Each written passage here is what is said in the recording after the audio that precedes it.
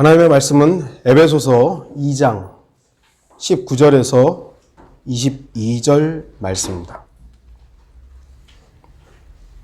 에베소서 2장 19절에서 22절 말씀입니다.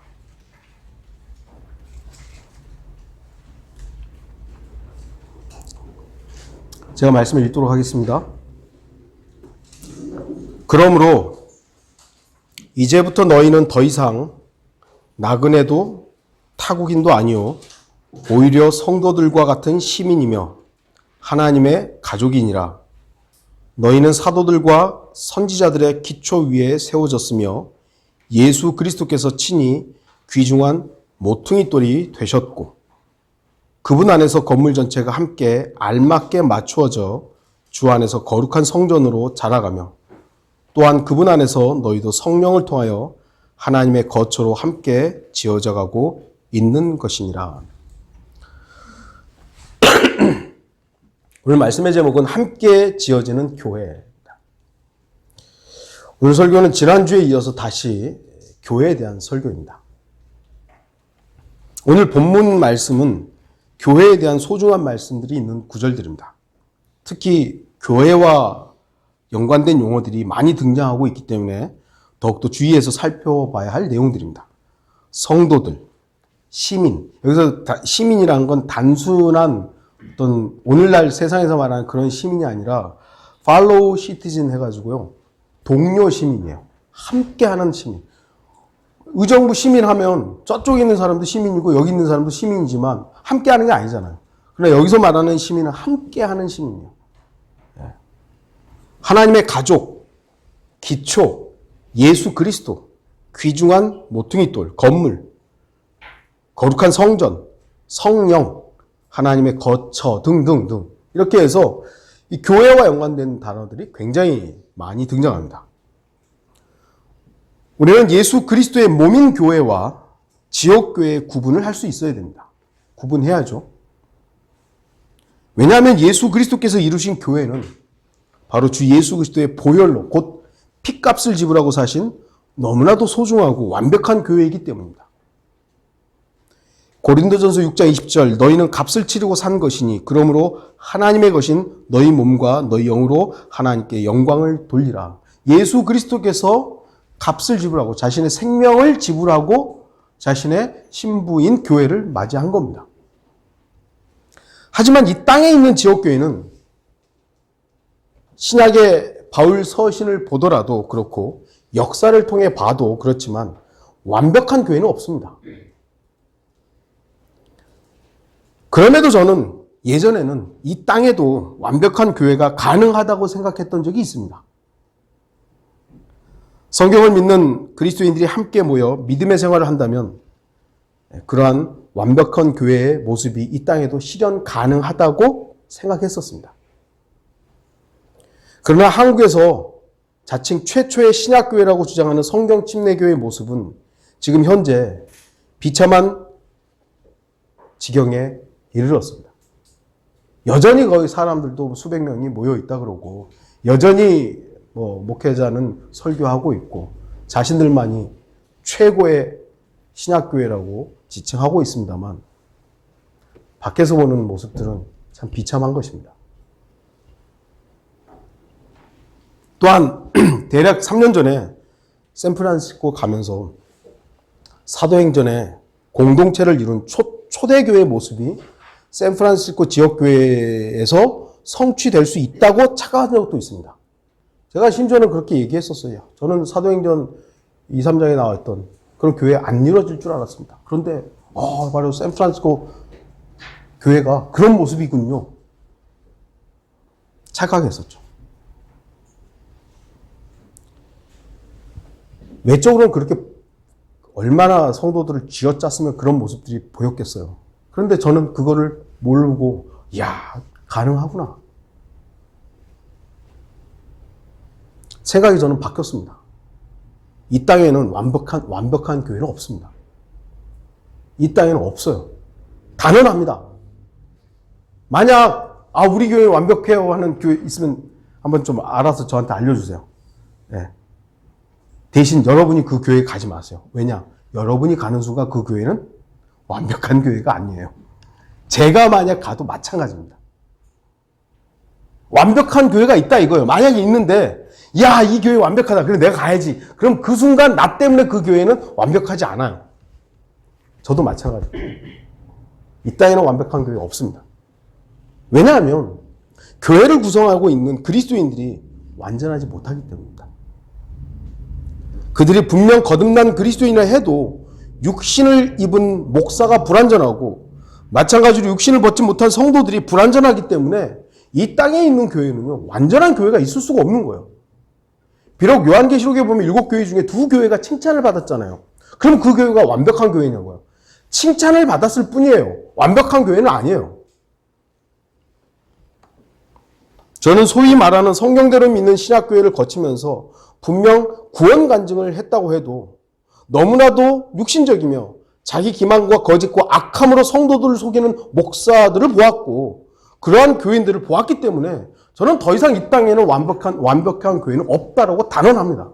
이 교회도 마찬가지입니다. 배달용집팀도 완벽하지 않습니다. 왜냐하면 제가 목사이기 때문에 이 교회는 완벽하지 않아요.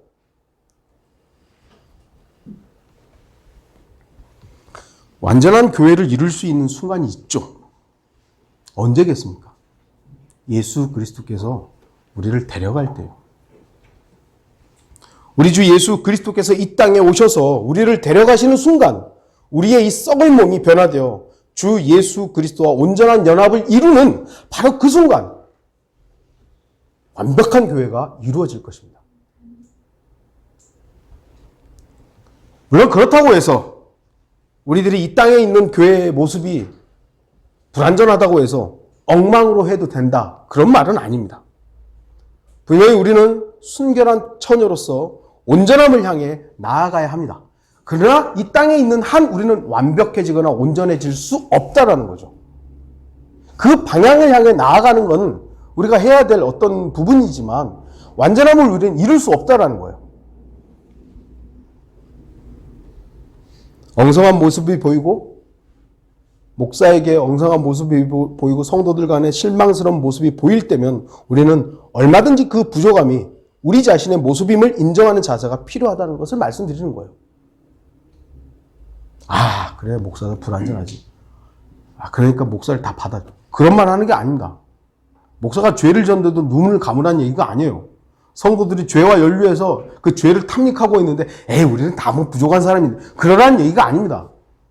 목사가 죄와 연루됐으면 당장 지적해야 되고 그 목회를 중단시켜야 되는 것이죠.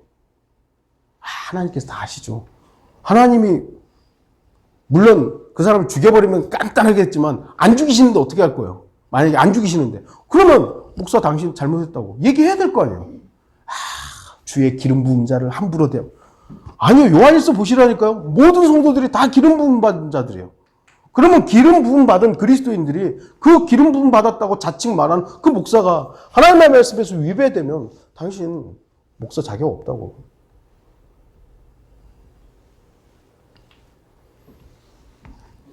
우리의 연약함은 다 있죠.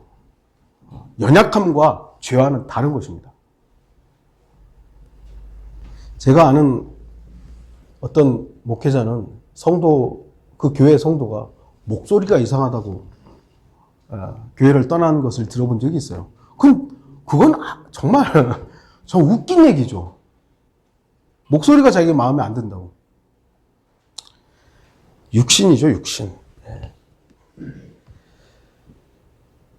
마치 우리 교회만이 유일하게 온전한 교회인 양, 베델 교회만이 성경대로 믿는 지역 교회인 양 착각하지 마십시오. 이 교회도 부족하고 이 교회도 불완전합니다. 왜죠? 제가 이 교회 목사니까요. 우리는 서로에 대한 부분들에서 알아야 돼. 하나님께서 저 부족한 저렇게 바보 같은 사람을 저렇게 교주한테도 속은 저런 바보 같은 사람을 여전히 이렇게 강단에서 설교하게 한다고. 참 하나님 대단하시다. 그렇죠? 하나님 대단하신 분이에요. 저 같은 사람을 여기서 설교하게 하시니까요. 하나님 정말 대단하신 분들, 여러분 같은 사람들을 함께 하게 하시는 거예요.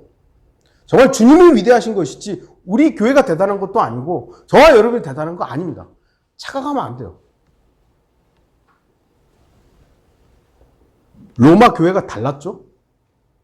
로마 교회와 이 교회와는 다릅니다. 고린도 교회 비록 육신적이었지만 그 교회에 특징이 있었습니다. 갈라디아 지역에 여러 교회들이 있었습니다. 요한계시록을 보면 7교회의 모습이 각각 다 다르고 칭찬도 있었고 책망도 있었습니다. 하지만 그러한 다름이 각 지역교회에 존재하는 것이 정상적인 모습입니다. 다 달라야 돼요. 같음이라는 것은 에베소서에 나오지만 같은 생각, 같은 믿음, 이걸 말하는 예수 그리스도 때문에 같은 것이죠. 지난번에도 제가 말씀드렸잖아요. 우리가 어떻게 다 같은 생각을 해요? 제 생각하고 여러분 생각이 어떻게 같아요? 다 달라요. 근데 뭘로 같아야 됩니까? 예수 그리스도께서 가지셨던 그 생각, 그 마음, 겸손이죠.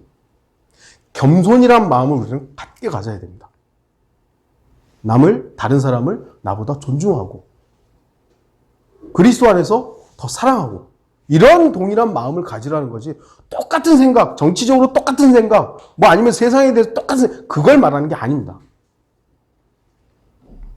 지금 이 시대에도 각자의 지역에서 각 성도들의 특징을 가지고 주님을 사랑하고 섬기는 지역교회가 다름을 인정해야 돼요. 네. 샌프란시스코 모임이 있고 전주에도 성도들이 있고 대천에도 있고 부산에도 있고 광주에도 있고 또 서울에도 있고 달라요. 네. 다 다른 겁니다. 그런데 그거를 어거지로 하나를 해가지고 무언가를 이루려고 하는 것은 이것은 예수 그리스도께서 의도하셨던 지역교회의 의미가 아닌 것입니다. 그렇게 다름으로 지어지고 알맞게 맞춰져야 되는 것이죠. 이따가도 말씀드리겠습니다만 건물을 지을 때 이 건물도 마찬가지지만 벽돌만으로 지어진 게 아닙니다. 그렇죠? 콘크리트로만 지어진 게 아니에요. 다 다르지만 알맞은 위치에 있기 때문에 한 건물이 된 겁니다. 그리스도 안에서 한 몸이라는 것은 지난주에도 살펴봤지만 눈이라고 해서 다 눈만 있으면 그거 괴물이죠. 입만 있어도 괴물이죠. 다 다르기 때문에 사람으로서의 기능을 하는 거예요. 지역교회도 마찬가지입니다. 형제들이 다 설교할 수도 없는 것이고 자매들이 다 가르칠 수도 있는 것도 아니고 다 각자의 위치에서 알맞게 이따가도 말씀드리겠습니다만 알맞게 맞춰져 가는 것이죠. 그게 하나의 지역교회입니다. 그 지역교회들이 다 다른 기능을 하는 거예요. 왜냐하면 거기 모여있는 성도들이 다 다르기 때문이에요. 저 교회는 우리하고 왜 다르냐? 다른 게 정상이에요. 다른 게. 오늘 본문을 주목해서 보십시오. 성경은 교회에 대해서 자라간다라는 표현을 했고 심지어는 지어져 가고 있다라고 말씀합니다. 완성된 게 아닙니다. 진행 중입니다. 지역교회는 진행 중이에요. 아까도 말씀드렸듯이 예수 그리스도의 몸은 완벽하신데 왜 이렇게 교회들은 엉망인가? 그게 정상이라고요. 지어져 가고 있다가 완성되는 날은 그 온전하신 예수 그리스도께서 오시는 날이에요. 근데 사람들은 이 땅에서 완벽한 교회를 찾고 있는 것이에요. 그러다 보니까 속죠. 우리 교회가 완벽하다고. 우리 교회가 성경대로 믿는 교회라고. 저 교회들 다 가짜인데 우리 교회가 성경대로. 가보는 거예요. 그러니까 교만만 늘은 거야. 나는 이런 교회 다닌다고. 우리 교회는 말이야. 한글 킹제임 성경 사용, 우리는 구령하고 있고, 우리는 거리 설교하고, 그러니까 교만만 어깨에 그냥 가득 차는 것입니다. 그리고 다른 교회들에 대해서 다 판단만 하고 있는 것이죠.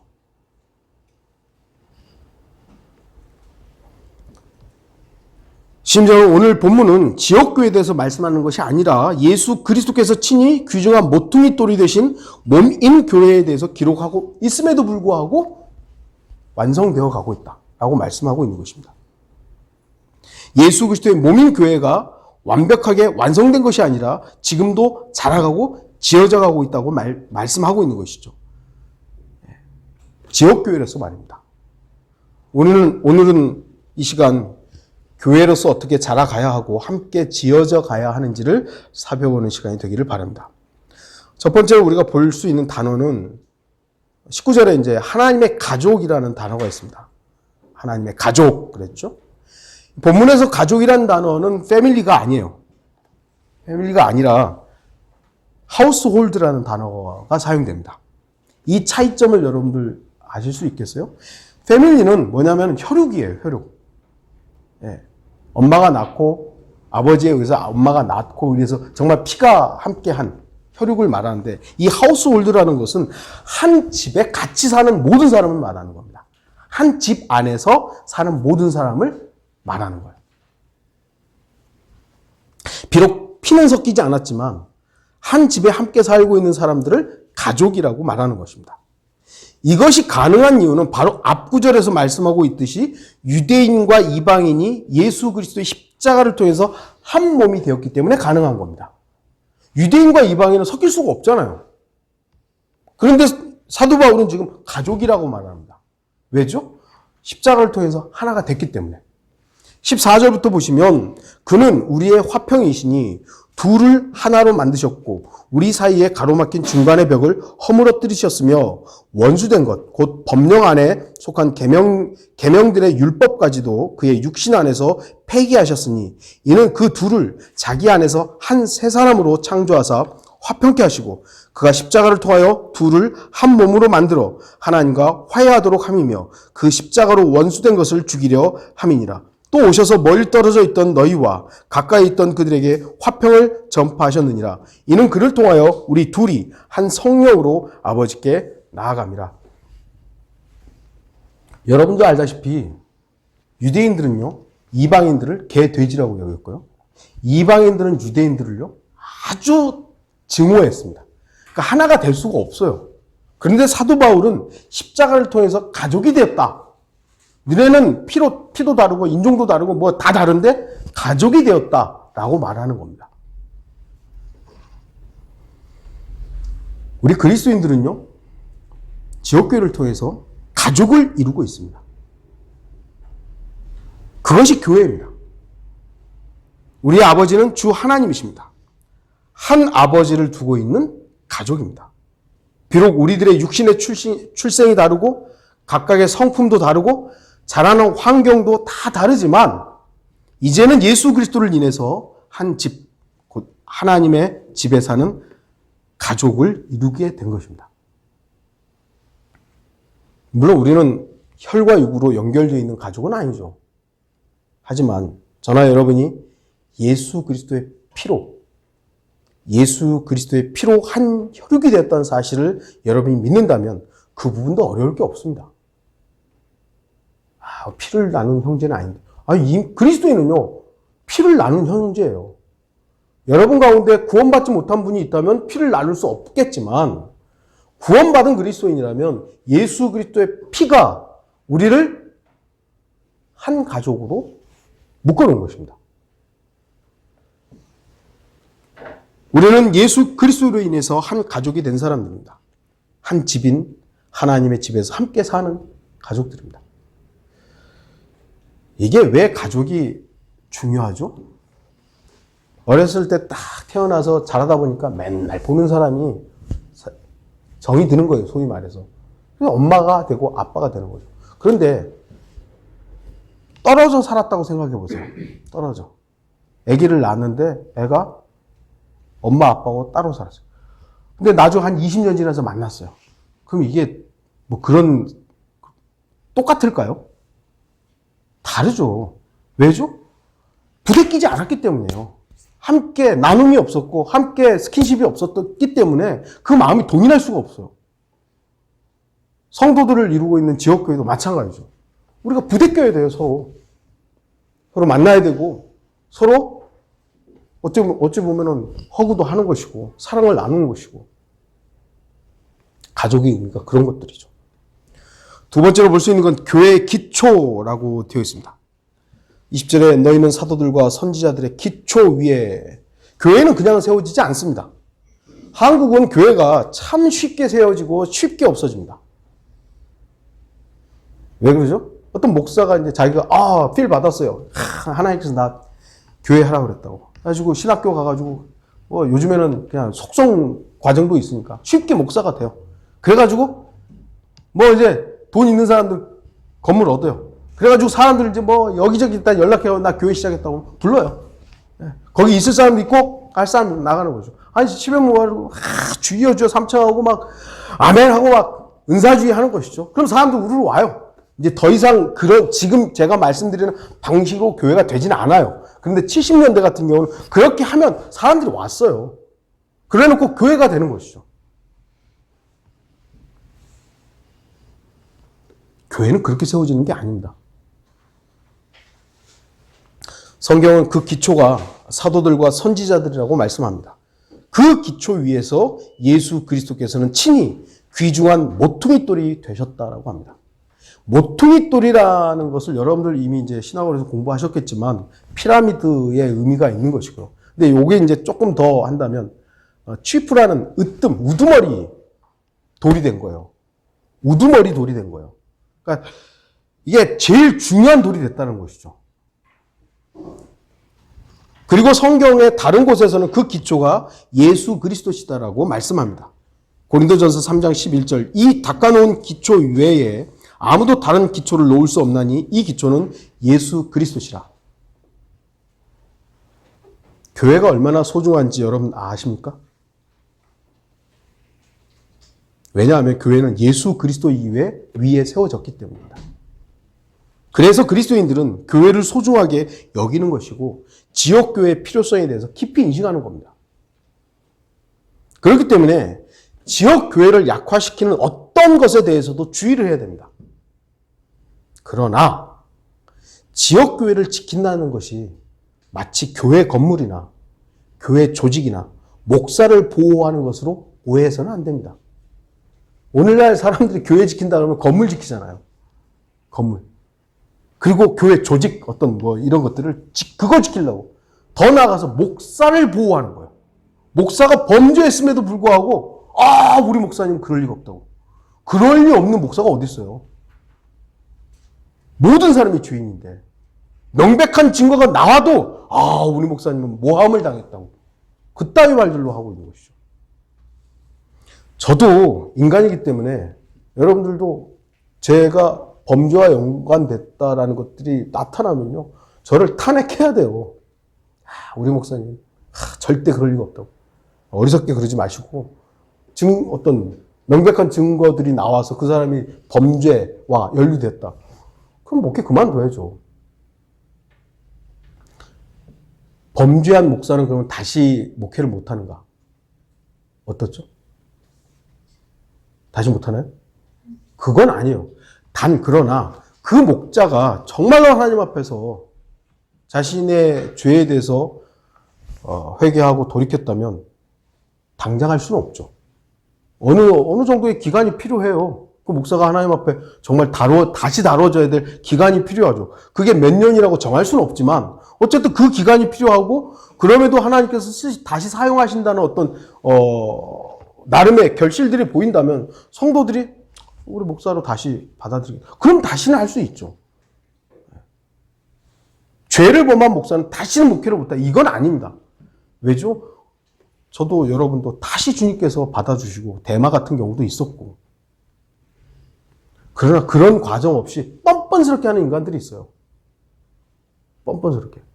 분명히 죄가 밝혀져가지고 감옥에 갔다 왔는데도 바로 그 다음부터 목회를 하고 있는 거예요. 저는 양심이 마비된 것 같아요. 그런 자들은.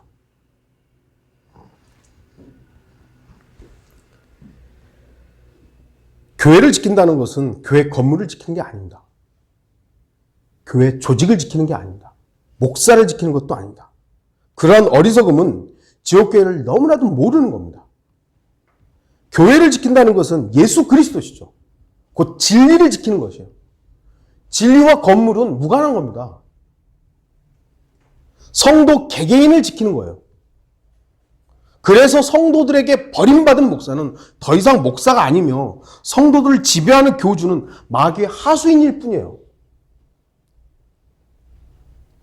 우리가 그것을 이미 경험했기 때문에 제가 이렇게 말씀드려도 어떤 의미인지 아실 겁니다.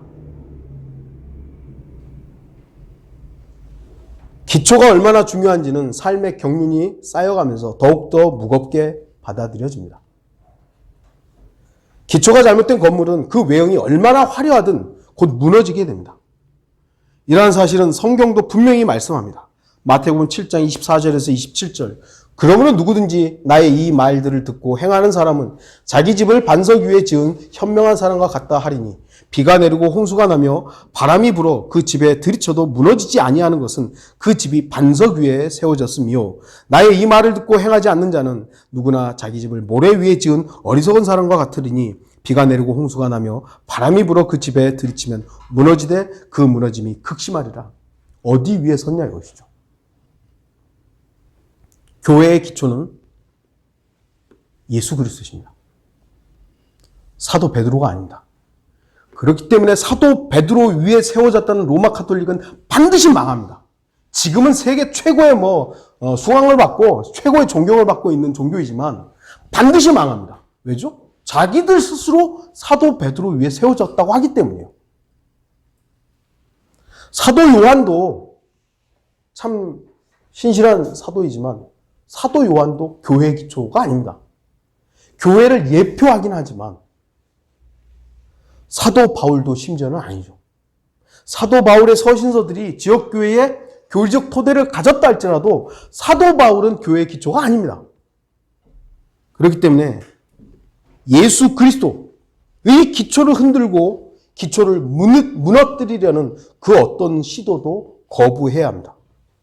여러분들은 기초 위에 튼튼하게 세워져야 하는 것이고 예수 그리스도와 여러분의 관계를 흐트러뜨리는 그 어떤 것도 거부해야 됩니다. 나는 누구 위에 서 있는 것인가? 목사 위에 서 있는 것인가? 엄마의 신앙 위에 서 있는 것인가? 아빠의 신앙 위에 서 있는 것인가? 그 모든 것 무너집니다. 예수 그리스도 위에 서여져야 합니다. 특히 우리 청년들이나 우리 학생들은 제가 항상 요즘에도 계속 강조하지만 나는 누구 위에 서 있는 것인가? 난 누구 때문에 이 지옥교회 오는 것인가? 난 왜 믿음 생활을 하는 것인가? 점검해야 돼요. 어렸을 때는 부모를 따라서 어쩔 수 없이 왔다. 근데 이제는 성인이 됐어요. 성인이 됐는데도 엄마 아빠가 야 교회 가니까 일어나라. 일어나 가야지. 그거 도대체 왜 그걸 해야 되는 거예요? 이제는 컸으면 자기 스스로의 어떤 일들을 할 수 있다면 본인이 주님과의 관계 속에서 내가 예배를 드리는 것이 난 가장 중요한 일이야. 그러면 안 깨워도 일어나는 거예요. 그런데 그것이 자꾸 내 삶의 전부가 아니니까 뒤로 밀리고 주님 섬기는 것이 고역이 되는 것이죠. 노역이 되는 거예요. 그리스도의 반석 위에 서 있는 게 아니에요. 어찌 보면. 그냥 엄마의 신앙에, 아빠의 신앙에 기대어 있었던 것뿐이죠. 기초가 세워졌다면 이제 건물로 지어져 가야 되는 것이죠. 알맞게 맞춰 자라야 합니다. 이 교회의 특징을 가만히 보십시오. 이 교회는 건물 전체가 마치 살아있는 것처럼 자라간다고 말씀합니다. 일반적인 건물은요, 무생물이죠. 이게 건물이잖아요. 그러니까 자랄 수가 없어요. 그냥 한번 지으면 무너지지 않는 한 그대로예요. 혹시 이제 보수를 하거나 리모델링을 하긴 하지만 그냥 한번 딱 지어지면 그대로예요. 근데 성경은 이 건물이 자라난다고 하는 겁니다. 자라난다. 교회라는 건물은 전체가 함께 알맞게 맞추어져 자라난다고 말씀합니다. 건물이 어떻게 커가는 거예요? 특히 알맞게 맞추어져 간다는 말씀에 주목하십시오. 알맞게라는 이 단어의 의미는요, 시기에 맞게라는 의미가 있어요. 하나님께서 이 마지막 시대에 왜 지옥교회들을 완벽한 건물로 완성하지 않았는지를 하나님의 경륜으로 이해하지 못한다면 몇 주 전에 설교했듯이 지옥교회를 통해서 왕국을 건설하는 자들이 되는 겁니다. 왜 하나님께서 이 마지막 때에 이 지옥교회들을 다 완벽하게 안 했을까? 다 부족함들이 있잖아요. 어떤 교회는 이런 부분에 부족하고 저 교회는 이렇게 우리 교회는 우리 교회대로 부족함이 있고. 왜 그랬을까요? 하나님의 경륜이 있는 거예요. 결국은 사람이 모여있는 지역교회를 신뢰하지 말라는 거예요. 주님의 오심만이 온전한 교회를 이루기 때문에 그분을 바라보라는 건데 교회에 너무 이제 지역교회에다 너무 많은 점수를 주는 겁니다. 그러니까 목사가 타라 그래도 아유 저 목사가 비록 우리 교회를 지켜야지.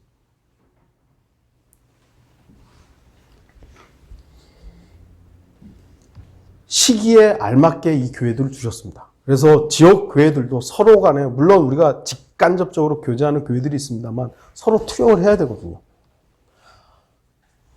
뭐 이 부분에서 할 말은 많지만 뭐 이걸 하면 또 시간이 넘어가니까요. 뭐 대충 말씀드리겠습니다.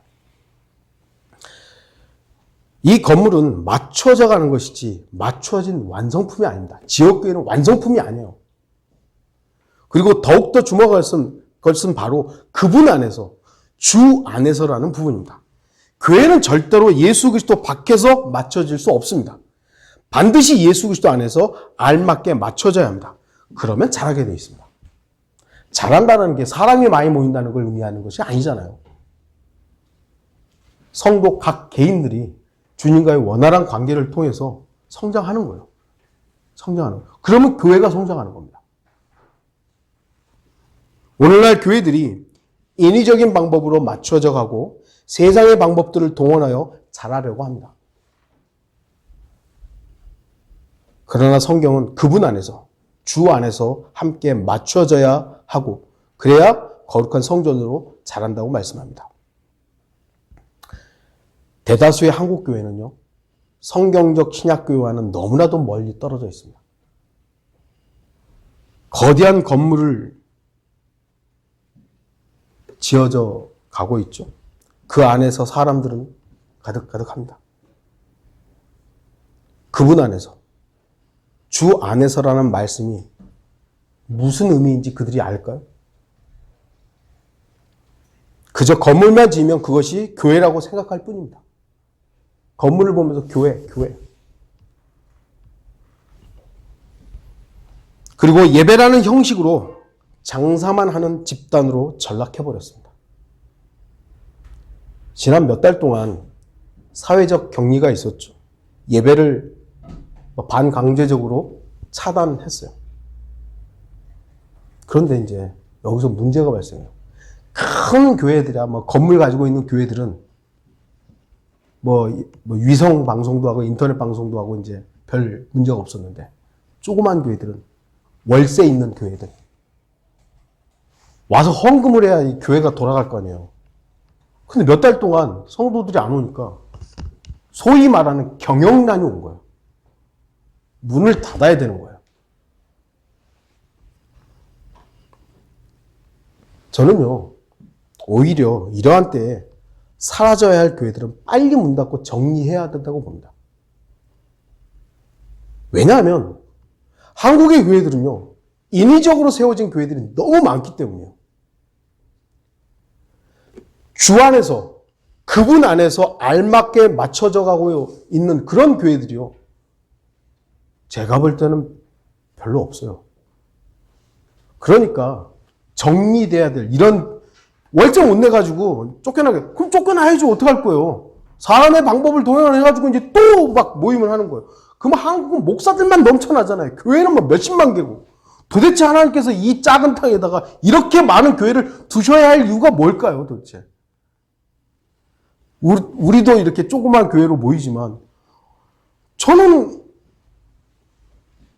분명한 이유가 있고 주님께서 이 교회를 어떻게 형성하셨는지에 대한 간증도 있습니다. 근데 그렇지 않고 그냥 아까도 말씀드렸듯이 목사라는 사람이 개인적으로 필 받아가지고 이제 교회 해야지 이런 사람들이 너무 많은 거예요.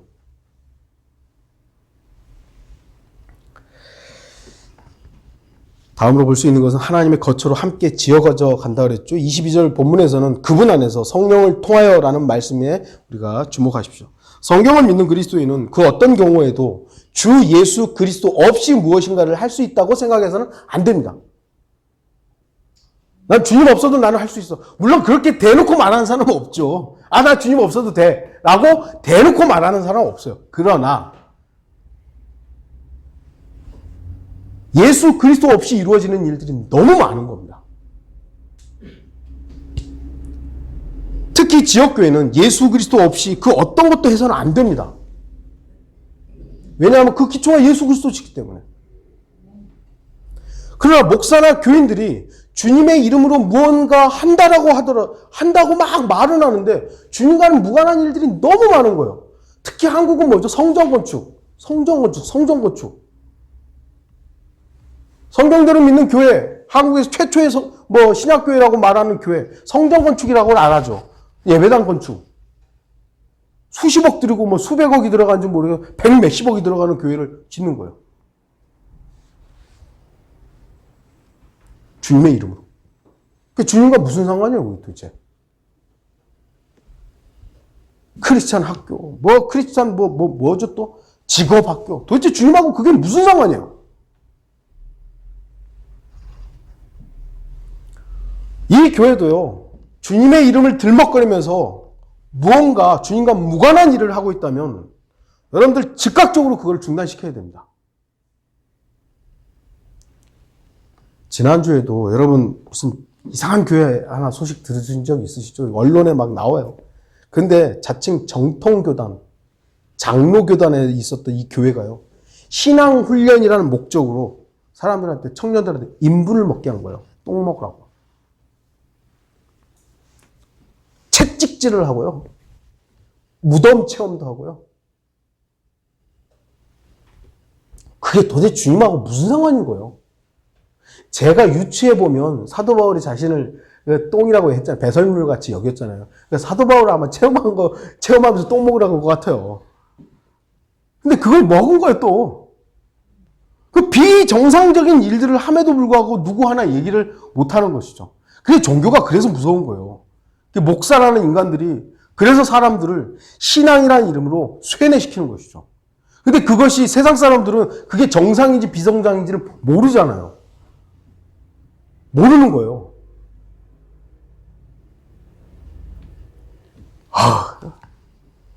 우리도 딱히 그 부분에서는 자랑할 게 없습니다만, 그러나 이제 하나님 앞에서 우리가 그런 부분들을 주님께서 알려주신 부분이 있기 때문에 이제 더 이상 이제는 주님께서 우리에게 정상적인 이성을 주셨고 이 이성이라는 걸 통해서 성경의 근거에서 이성으로 판단했을 때 이것이 비정상적이다. 이제는 거절할 수 있는 우리의 위치가 된 것이죠. 그걸 감사해야 되는 거예요.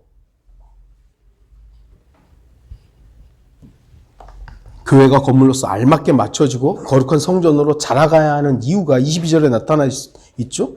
그것은 바로 하나님의 거처가 되기 위해서입니다. 하나님의 거처가 되기 위해서는 함께 지어져야 합니다. 함께 지어져야죠. 혼자서 지어지는 것이 아닙니다. 그래서 지난주에도 말씀드렸지만 성도는 개개인별로 믿음을 형성해야 되고 개인의 믿음이 다른 사람의 믿음에 영향을 받지 않아야 되는 것이죠. 그러나 함께 해야 돼요. 함께 해야 돼요. 함께 지어져 가야 하는 것이죠. 그래야 온전한 하나님의 거처가 될 수 있습니다. 우리 모두는 다 불완전합니다. 하지만 함께 할 때 하나님의 거처가 될 수 있습니다. 마태복음 18장 20절 제가 나눠드리는 것에는 없습니다. 두세 사람이 내 이름으로 함께 모이는 곳에는 나도 그들 가운데 있느니라. 건설 현장에서 저는 오랫동안 일해본 건 아니지만 잠깐 일해본 경험이 있을 때 건물을 저희도 몇 개 지었어요. 네. 지금도 남아있는 그 칼빈 신학교가 있어요. 거기 도서관을 제가 지었거든요. 예. 바닥부터 이제 바닥 팔 때부터 시작해가지고 건물 올라갈 때까지 다 이제 어떻게 보면은 지켜봤었는데 어떤 재료들이 들어가는데 대충은 알죠. 건물을 지으려면 벽돌, 콘크리트, 철근을 잇는 얇은 철사가 있어요. 그걸 뭐라 그랬었는데 못도 있죠. 나무, 상하수도, 배관, 전기, 타일, 엄청 많아요. 콘크리트가 아무리 튼튼해도요, 그 안에 철근을 안 넣으면요, 깨져요. 그 중심을 못 잡아요. 무너져요. 그런데 이 철근이 아무리 튼튼하다 그래도요, 철근을 잇는 이 철사 줄이 있어요. 그거 없으면 서질 못해요, 또. 작은 것 하나하나가 서로를 잇고 지탱하고 연합함으로 인해서 큰 건물이 완성됩니다. 요즘에는 이제 빔이라 그러죠. H빔으로 이제 다 건물을 져요. 그거는 돈이 많이 들어가기 때문에 그 웬만한 사람들이 잘 못하더라고요. 그런데 큰 건물을 지을 때는 그 H빔이라는 것을 튼튼한 철강으로 딱딱 하면요. 근데 그것만 있는 줄 아세요? 그 철강을 잇는 나사들. 나사가 없으면 이거 아무리 튼튼해도요. 지탱 못합니다. 작은 것 하나하나가 연결돼서 건물이 이루어집니다. 그래서 누군가가 그 안에서 안전하게 생활합니다. 저희도 이 건물이 지금 4층이잖아요. 4층에서 우리가 지금 이렇게 예배드리고 막 교제하는데 이 건물이 어떻게 지어졌겠어요? 작은 것 하나하나가 연결되었기 때문입니다. 하나님께서 우리 안에도 성령으로 내주하시지만 오늘 본문에서 말씀하시는 하나님의 거처는 교회를 통해서 이루어진다고 할 수 있습니다. 물론 본문의 건물이 지금 우리 눈에 보이는 건물을 말씀하는 것은 아닙니다. 하지만 하나님께서는 지역교회를 자신의 거처로 삼으실 수 있습니다. 구약에서는 성막과 성전의 거의 뜻이 말입니다. 하나님께서 굳이 성막에 안 계셔도 되지만 거기 계셨던 거예요. 이 지역교회 우리 각자에게 다 있잖아요. 그런데 이 지역교회를 통해서 굳이 안 계셔도 되지만 거처로 삼으신 거예요.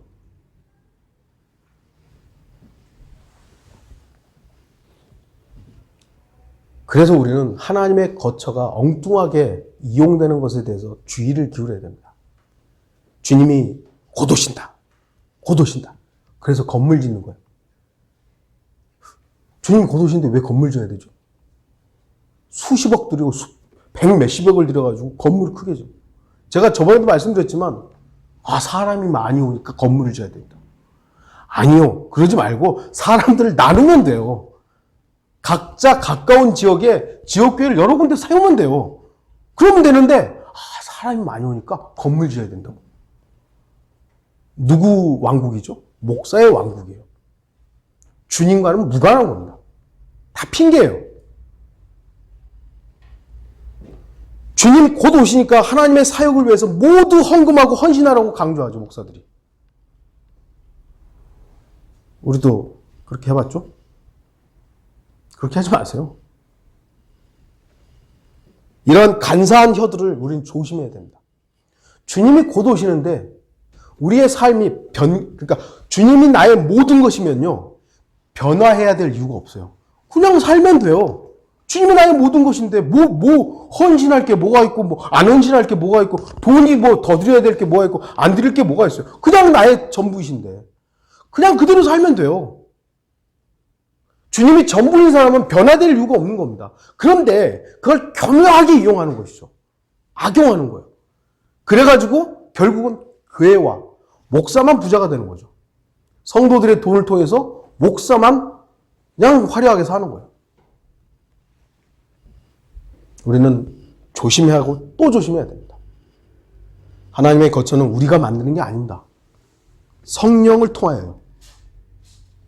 하나님의 거처는 성령 하나님을 통해서만 만들어지는 겁니다. 우리 모두가 성령님께 우리가 물론 성령님께 뭔가를 할 수 있는 건 아니지만 성령의 그 충만하심을 항상 추구하는 것이죠. 결론을 좀 맺겠습니다. 하나님의 교회, 지역교회는 혼자 맞춰질 수 없습니다. 함께 지어져야 합니다. 건물에는 그 기초가 있어야 하듯이 예수 그리스도는 지역교회의 기초이시자 머릿돌이십니다. 그리고 그 위에 완벽하게 다듬어지지는 않았지만 말씀의 망치로 다듬어지는 돌들로 지어져야 하는 겁니다. 저와 여러분들은 다 완벽하지 않아요. 그러나 말씀 앞에 복종할 수 있는, 순종할 수 있는 자세를 가진 사람들이라면 교회가 형성되는 겁니다. 아까 성경 공부 시간에 잠깐 말씀드렸습니다만 하나님은 저와 여러분을 신뢰하지 않아요. 하나님은 나를 사랑하시고 또 오래 참아주시는 건 맞지만 하나님은 우리를 신뢰하지 않아요. 욥기에 분명히 나오거든요. 하나님은 그의 성도들도 신뢰하지 않는다고 말씀하죠. 하나님은 우리를 신뢰하지 않아요. 근데 그러면 하나님은 우리를 신뢰하지 않는 것인가? 하나님이 신뢰하는 것은 저와 여러분 안에 계신 예수 그리스도세요. 예수 그리스도. 우리가 예수 그리스도를 신뢰하는 만큼 하나님은 우리를 신뢰하시는 겁니다. 우리가 예수 그리스도를 신뢰하지 않으면 하나님도 우리 신뢰하지 않으세요. 착각하는 거죠. 하나님은 나를 신뢰하니까 내가 열심히 해야지. 하나님은 우리의 열심의 점수를 주는 것이 아니라 우리의 믿음에만 기뻐하는 겁니다. 믿음을. 그래서 우리는 예수 그리스도를 근거로만 살아가는 겁니다. 오전에 아까 성경 공부 시간, 성경 공부했던 것 좀 늦게 오신 분들은 다시 꼭 들어보세요. 꼭 들어보시고. 우리의 목적은, 우리의 목표는 죄 없는 삶을 사는 게 아니라 예수 그리스도를 바라보는 삶을 사는 겁니다. 왜죠? 이 교회의 기초가 예수 그리스도시기 때문이고 우리의 모든 근거는 예수 그리스도로부터 시작한 것이기 때문입니다. 우리 모두는 불안정합니다. 그래서 우리는 예수 그리스도만 회복하면 되는 거예요. 우리는 예수 그리스도의 기초 위에 서 있는 사람들입니다. 이제 우리 자신의 불안정함 내려놓고 주님만 바라보면서 함께 알맞게 맞춰지고 거룩한 성전으로 자라가며 하나님의 거처로 함께 지어져가는 배달 독립진흥의 성도들이 되기를 바라는 것입니다. 주님이 완벽한 교회를 이루시기 위해서 곧 오실 것입니다. 그 날이 저는 언제인지 잘 몰라요. 그러나 그날은 반드시 이루어질 것입니다. 그날을 위해서 이 불완전한 교회의 모임이 맞춰져 가야 하는 것입니다. 맞춰져 가야 하는 것입니다. 다 같이 기도하시겠습니다.